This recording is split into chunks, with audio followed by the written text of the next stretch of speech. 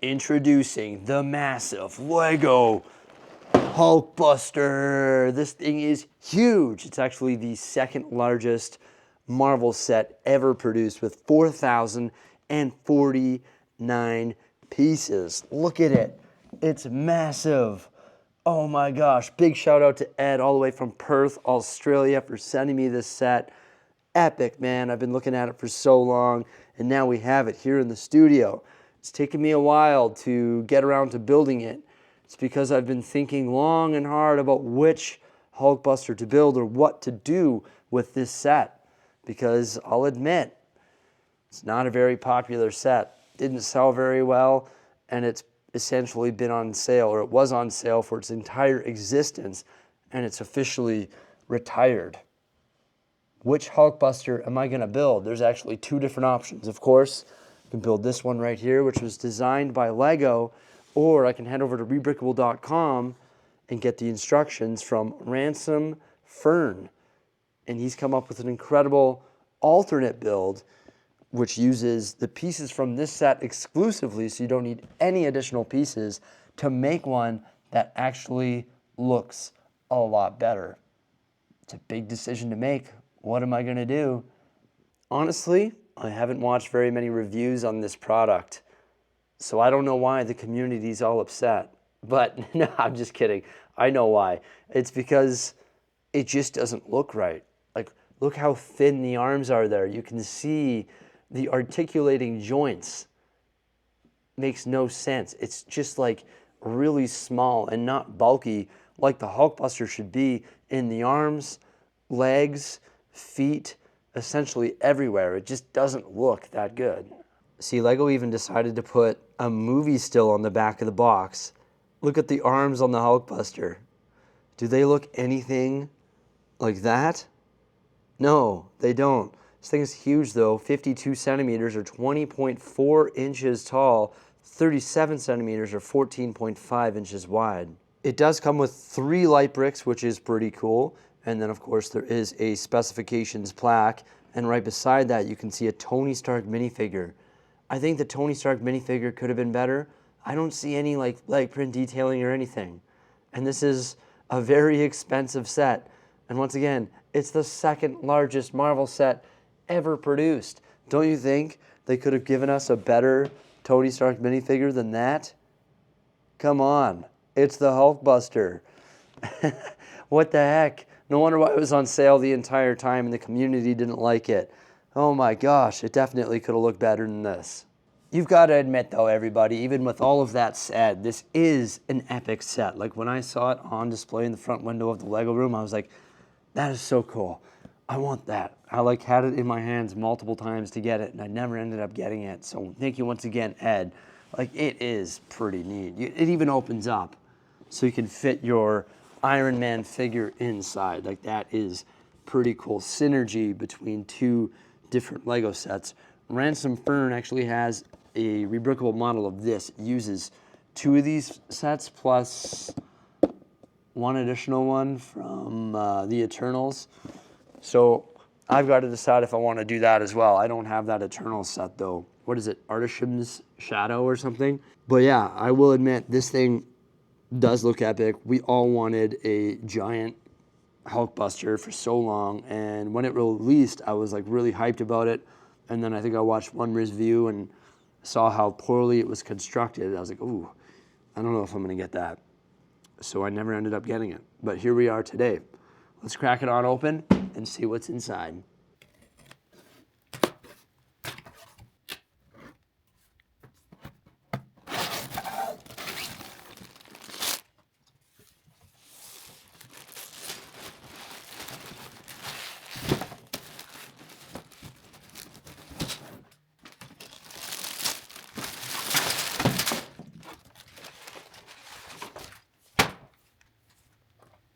Looks like that massive piece count is divided into 25 different bags or building stages. Look at the size of the head. Oh my gosh, I do like that print detailing. It is massive. But there is a sticker sheet, and you can see the giant sticker for the specifications plaque, which can be applied to the large tile. We get 3 instruction manuals. the head and upper body and arms in instruction manual number 3, the legs in number 2, and the core or torso in number 1. And inside the first instruction manual, we can see the movie still. And then on the next page, we've got the skinny arms with the big gaps. No! How did that get approval? I'm sorry, I don't mean to complain, but I think everyone can agree that that doesn't look that good. No, it's not the Hulkbuster we wanted, is it? I don't think so. We can meet the designer here, and there's an image showing that Iron Man figure inside the Hulkbuster, which I think is so cool. A tribute to Tony Stark's creation. And it shows a different image of the Hulkbuster, and then we get started with the build. I honestly don't think I can build this though.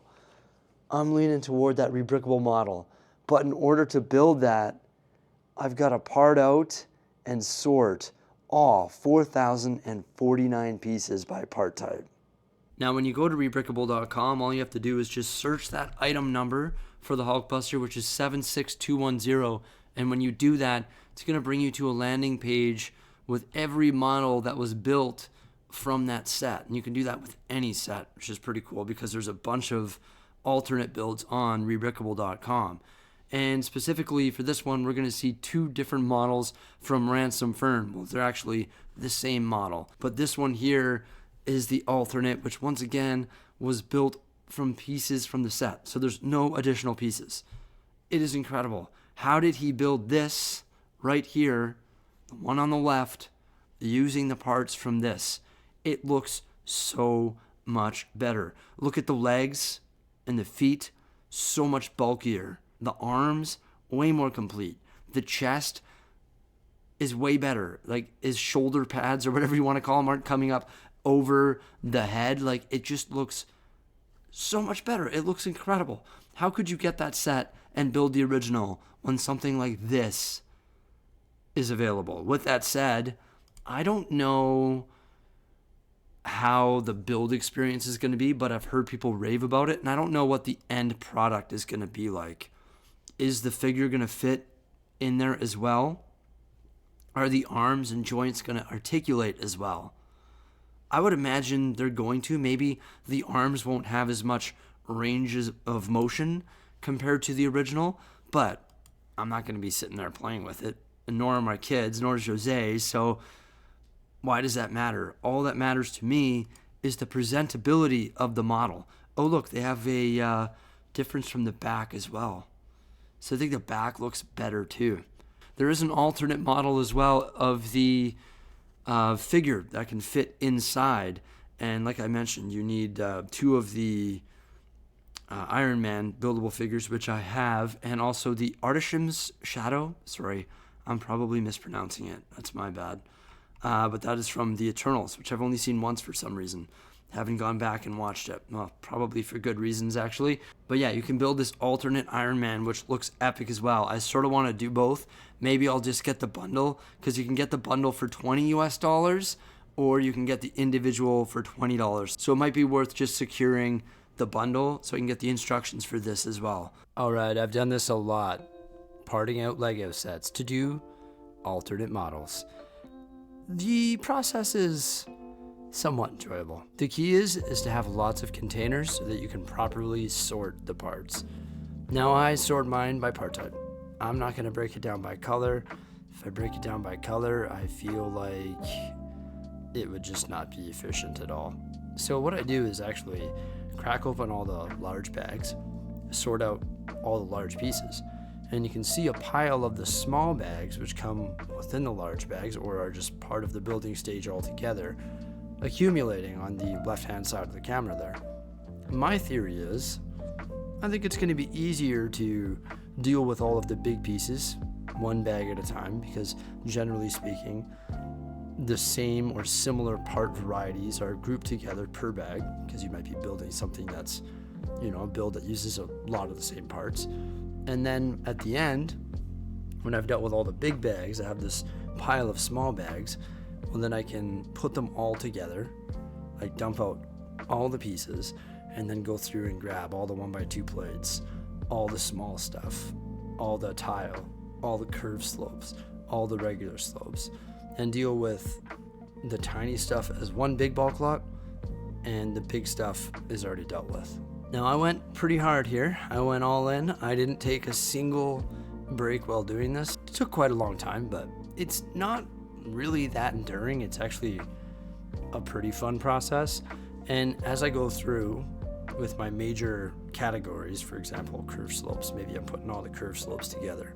If I notice that bin is starting to get a little bit full, well, then I'll actually subdivide it further. But then I know all the curved slopes are in there. I'll dump out the curved slope bins, and maybe I'll isolate all the 2x2s and the 1x2s to free up more space in that bin. Or for example, the circular parts that I put together, if it's starting to overflow, well, then I might break out all the 2x2 circular elements or the small circular elements and sort of break it down that way. But this is when I open up all those small bags and create a giant pile. Do I regret doing that? No, not really. It goes pretty quickly. The parts per minute is up there, you know, like you're just going through, grabbing all the Technic pins, grabbing all the 1x1s, grabbing all the 1x2s, and just sort of getting her done. All right, I'm gonna let you enjoy the rest of this part out with some nice music.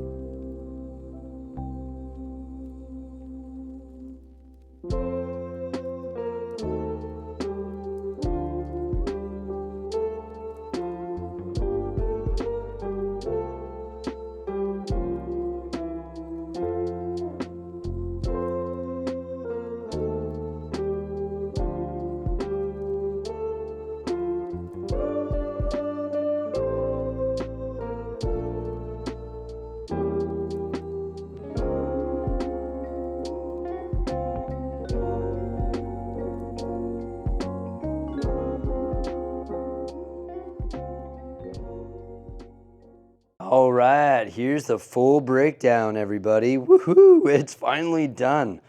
I just hope I get my voice back again soon. I've got the smalls all together. I decided to put cheese slopes in there as well. Some large random pieces. Tiles. I might break those down, and I might break it down further, like any part type. Snot bricks, or bricks with the forward-facing stud. 4x plate, 2x, 1x, and odd. Slopes, inverted slopes as well. These pieces, I don't know what they're called. Some larger slopes in gold above the Technic bricks, corner bricks and plates. Some larger slopes in dark red. They could be broken down, but pretty easy to find the part you're looking for in there. Technic pieces, the like lift arms, brackets, rectangular Technic brick, Technic pins, Technic plates with like pins coming off them or bricks. More curved slopes, more curved slopes. Oh my gosh, there's so many curved slopes. It's crazy. Like, wow, this is a weird part out. So many weird pieces. Brick up here, a whole bin of connectors, more Technic pieces, 1x2 plates, and then down here we have the rounded elements and also some jumpers, or modified tiles with X amount of studs on them. Isn't that satisfying? Now I decided to put them all in my acrylic containers because sometimes when I have them in these almond trays, if it's overflowing when I'm digging through there to create a rebrickable model or search for a part, it overflows into the next bin, causing contamination and disorganization. So when I build this, I'm going to have these parts probably on this desk in like a U shape, and I'll be building right there. It'll be quite the experience. Gotta purchase those instructions and get cracking. I can't believe how many pieces are in this set, and it's like a big combination of Technic, like there's a lot of Technic, and the amount of curved slopes and plates that you get is pretty up there as well. But for the most part, it's Technic, tile, snot, more Technic, and more curved slopes. Holy cow. So yeah, there we go. It's parted out, all 4,049 pieces. That's crazy. So I'm gonna buy those instructions from Ranson and Fern on rebrickable.com and get building. It should be pretty cool. I'm excited about having a huge Hulkbuster. Thank you once again, Ed. I couldn't decide what I wanted to do. I didn't know if I wanted just to build the original or build the rebrickable model. In regards to my voice, I don't know what's going on there. I was sick, I lost my voice, I recovered. My family got sick. They started recovering. They passed it to me again. I thought you couldn't get sick twice from the same thing. I guess I'm wrong. Hopefully this cycle doesn't continue because this is no good. That's really about it for today. I hope you enjoyed this video, everybody. Please remember to like, subscribe, and stay tuned. Farewell.